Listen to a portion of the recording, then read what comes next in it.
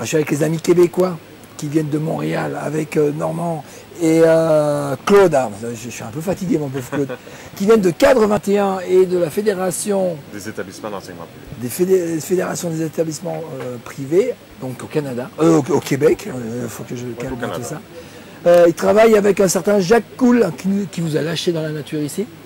Qu'est-ce que vous êtes venu voir déjà à Ludovia?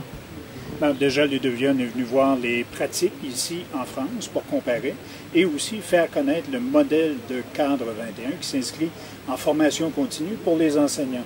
C'est une lacune au Québec et c'est une lacune en Europe. On se rend compte que c'est une lacune assez partagée, assez généralisée. Je vous invite à aller voir leur site web. Il y a plein de choses, plein de veilles, plein de petites fiches qui sont bien faites. Et dans le cadre de cette formation, vous allez développer tout un tas d'activités en ligne et en présentiel. Tout un tas d'activités, oui, effectivement. Donc, on a développé le principal problème, c'était la reconnaissance et la valorisation de la profession enseignante. Et on a créé des badges numériques exportables. Et ces badges numériques-là, au-delà de la valorisation pour l'enseignant qui le reçoit, c'est toute la démarche qui est inscrite dans ce badge numérique-là qu'il est possible de voir pour un employeur, un collègue, etc., à travers 3 grandes familles. Les compétences numériques, les stratégies pédagogiques et la gestion de classe. Donc, ce sont les 3 grands axes principaux pour les enseignants. Et à chaque fois, tu as... Et ça se décline en différents types de badges. Présentement, on en a une dizaine de développés. C'est un start-up. On a à peine 18 mois d'existence. Ouais. Oui. Je me rappelle parce que j'étais passé, que vous initiez les travaux dans la salle en haut. Tout à fait, oui. Combien de personnes participent à ces programmes de formation? Pour le moment, on est autour d'une 500 inscriptions. On a décerné quelques 300, 350 badges jusqu'à présent. Donc, en si peu de temps, c'est très bien. Je pense qu'on est super contents, ça se voit, ils sont super contents. On est très contents, mais on vise de développer davantage parce que notre mandat est de couvrir la francophonie mondiale, pas juste le Québec.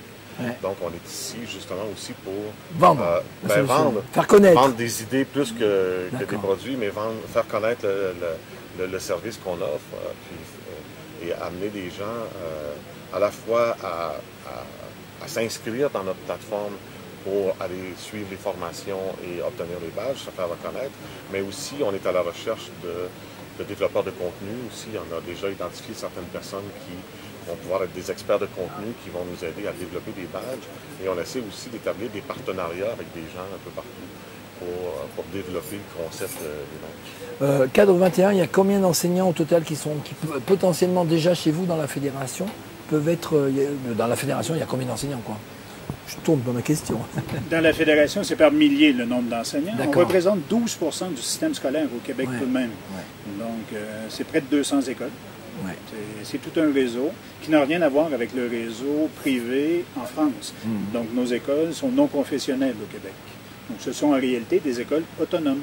D'accord. Et le mandat du cadre 21, c'est en fin de compte, quand je parlais de valorisation préalablement, c'est le problème, c'est tout le temps que les enseignants investissent en dehors de la salle de classe, qu'ils passent les soirées, les fins de semaine, à bidouiller, à faire ci, à penser à une nouvelle activité, à s'investir pour apprendre, ça passe sous le radar et ce n'est pas reconnu.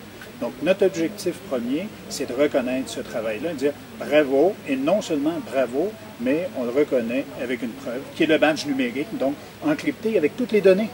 D'accord, donc vous avez dit que vous avez... Je vais y arriver, que c'était pour tout le monde dans toute la francophonie. Je suis prof, je regarde la vidéo, je suis dans mon école en France, je veux avoir un badge, combien ça coûte, où je m'inscris? Je suis pragmatique.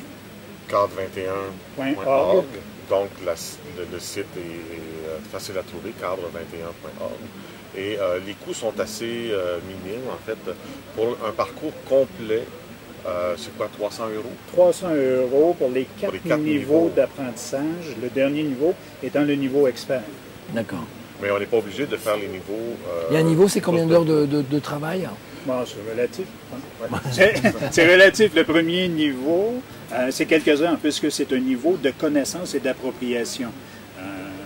Et ça peut se régler en quelques heures à peine, c'est réglé, parce qu'on prend connaissance du sujet. Et plus on avance dans les cheminements, donc deuxième niveau, c'est le niveau architecte. Donc un architecte, qu'est-ce que ça fait? Ça construit.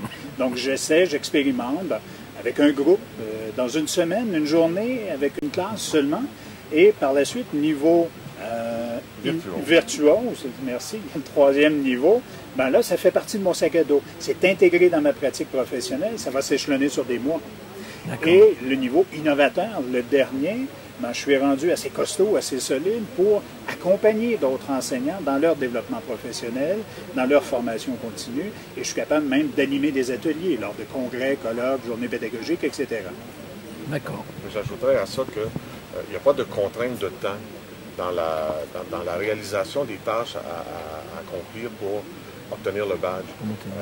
Les enseignants ou les gens qui s'inscrivent sont mis en face d'un grand nombre de ressources qui sont placées là sous forme de tuiles qu'ils peuvent consulter dans l'ordre qu'ils le veulent, au moment où ils le veulent, et soumettre le badge lorsqu'ils se sentent prêts. On n'a pas de notion d'échec dans le contexte. C'est que les gens réussissent ou on leur envoie un message ou c'est pas encore vrai, mais ils ont toujours le temps de réussir, d'améliorer. Donc, on leur envoie un feedback, par exemple, si la contribution, c'est pas arrivé souvent, peut-être une fois ou deux, si, par exemple, on considère que c'est incomplet. Mais sinon, ils peuvent prendre le temps, tout le temps qu'ils veulent pour réaliser la tâche et nous soumettre le badge quand ils se sentent prêts. Ce qui est important là-dedans, c'est qu'on essaie de placer les gens dans une posture réflexive. Donc, ce qu'on veut, c'est pas un examen, ce qu'on fait pour l'évaluation, c'est pas un examen avec des réponses, des bonnes réponses à des questions, c'est pas un QCM. Vous n'êtes pas convoqué dans une salle de classe. Non, ce qu'on cherche à avoir, ce qu'on veut avoir, ce qu'on demande aux gens, c'est de laisser des traces de leur expérimentation et de laisser des traces de leur réflexion par rapport aux apprentissages qu'ils ont faits. Et c'est ça qu'on évalue pour l'obtention du badge. D'accord. Donc une fois que j'ai mon badge, c'est un badge open source, Mozilla, donc je peux l'afficher sur mon LinkedIn, je peux l'afficher sur mon site web. C'est ça, il est exportable et la particularité et l'unicité dans la francophonie, c'est qu'on peut peser sur le badge, cliquer sur le badge et voir la preuve. Donc toute la part de réflexion que l'enseignant livrait, les traces dont Claude parlait à l'instant. Donc, qu'est-ce que ça a changé sur ma pédagogie, sur la motivation des élèves en classe, sur la gestion de ma classe? Donc, c'est ce type de réflexion qu'on demande aux enseignants. D'accord. Ben, très bien, les gars. Donc, vous êtes contents d'être ici à Ludovia? Ah, bien content, oui. On a mis des visages sur plein de noms qu'on suit sur Twitter, que je connaissais, que je suis très content de voir parce qu'il se passe des choses extraordinaires en France ici. Et on suit des personnes en particulier qui nous alimentent, et là, on les rencontre, on les voit, c'est génial. Notre virtuel est de plus en plus réel.